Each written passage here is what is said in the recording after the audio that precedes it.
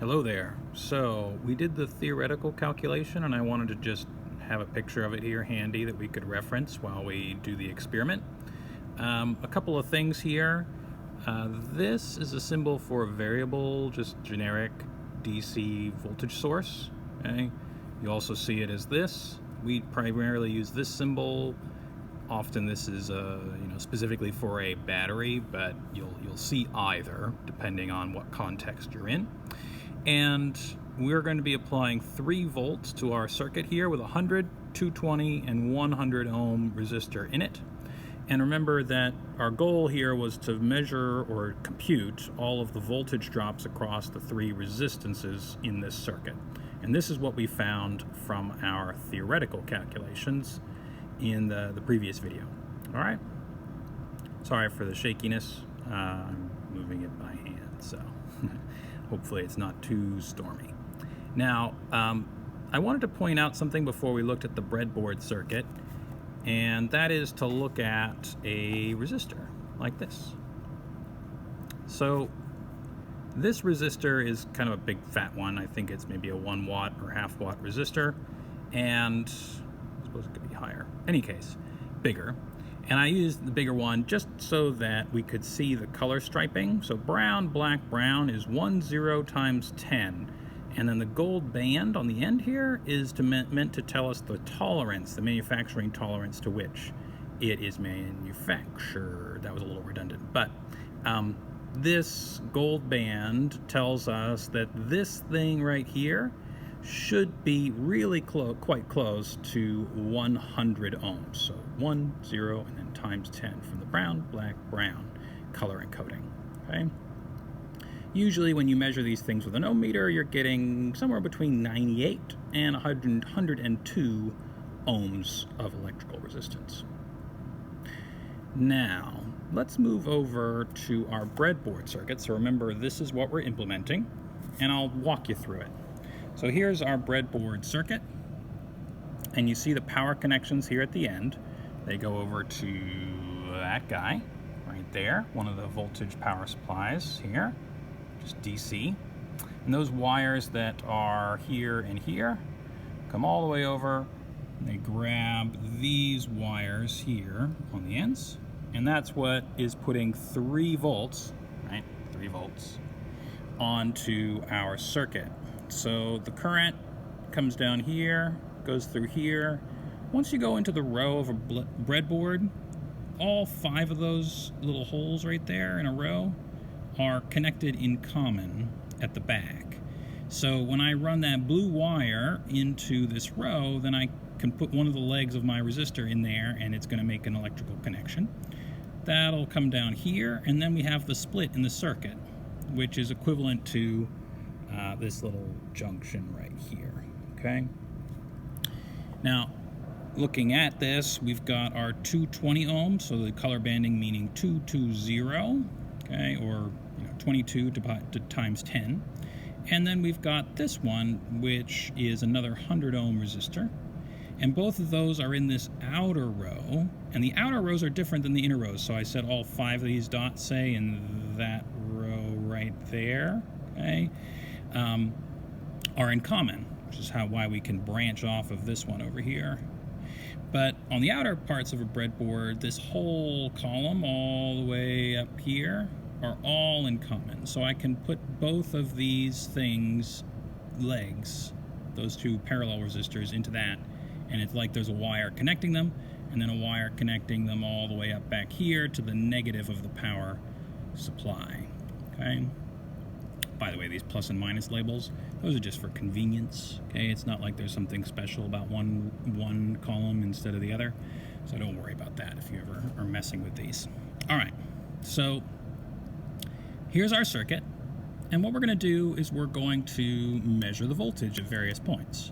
So first, we want to make sure that we're actually applying 3 volts. Okay. If you've ever used one of these DC power supplies, you may know already that they can be a little temperamental in terms of getting exactly 3 volts out of them. We put these little leads in here. And so these 2 white wires that I've just added, see those, go across the terminals to our power supply, essentially, right? That red wire and that yellow wire go back to the positive and negative. And I've got a voltmeter set up here. This is a nice desktop version from Hewlett Packard, okay? And that's registering at 3.025. Okay, the last couple of digits are pretty meaningless, okay? That's well within error. And so we're actually doing pretty well. I've tweaked that knob right over there for voltage to the point where we've got a very close to 3 volts of voltage difference across the circuit. Great. Okay, so now that we know that the amount of voltage that we've got is reasonably close to, so we got 3.03 if we round to 3 sig figs, just experimentally, put it in purple. And that means we can start moving around the leads to our voltmeter.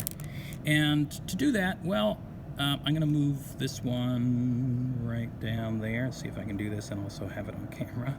Okay, there we go. That's on one leg of that first resistor that's supposed to be in series. And then I'll put the other one, blocking the camera, but you'll see in a moment, on the other leg. Remember that that row on either side of the resistors are in common. So putting them in the same row means I should get a voltage difference across that first resistor. Now you'll remember that that's not quite the value that we theoretically calculated. This one is 1.81 and then some bouncy digits on the end.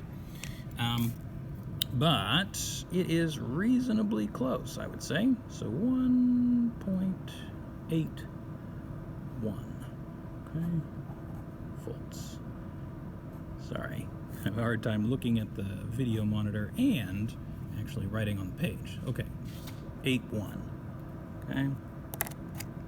Now, the other two, let's take a look at those. So first, we can more or less exchange this one over to the negative terminal, right? So we'll put it right there in common with the negative terminal of the power supply, okay? Which is equivalent to putting it like right there in our circuit diagram, okay? And then we've got another connection that we want to make, and we can go across either one of these resistors, but I'll put it across this first one, this 220 ohm guy, okay? So it's a little hard to see with all the wires in there, okay, but you've got across there. Now in this case, okay, let me put this a little closer to the leg there. I'll explain why in a moment. There, that's a little bit cleaner. If we look at what we've got for a drop, well, it's a little bit bouncy actually. So it's 1.03, okay, ish. And that's pretty different than the other one, right? This was number 2, so 1.03 volts. Okay, and then let's measure across the other. There we go. So now we're across that third resistor, that 100 ohm. And if we take a look at that, okay, we are even just a little bit lower down. Okay, this one's actually drifting a bit. I'm wondering if we have a resistor that's been damaged in the past, okay? But about 0.99 in terms of our numbers here. So 0.99 volts. Okay, so look at that. They don't conform with theory. What could be going on? Okay, well, a couple of things. One, this value is really very close, okay?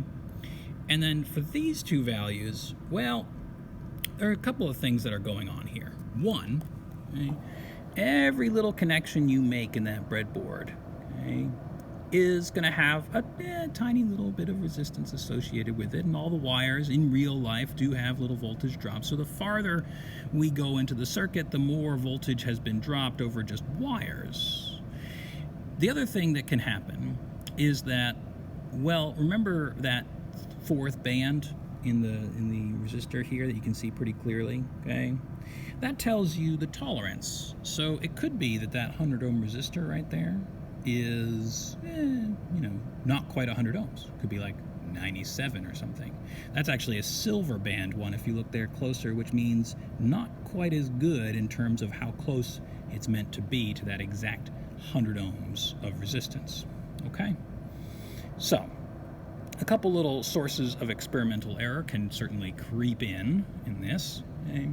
And the other thing that we'll notice is that if you sum up 1.81 and 1.03, you get, well, close to that 3 volts that we're applying, but we're missing about 0.2 of a volt, okay?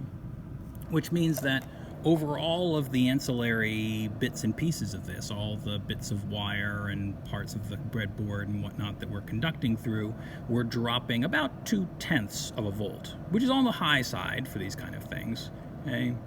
Which suggests that probably somewhere in there, one of our little connections to the wires is a little bit oxidized or something like that, and is introducing some experimental error, okay?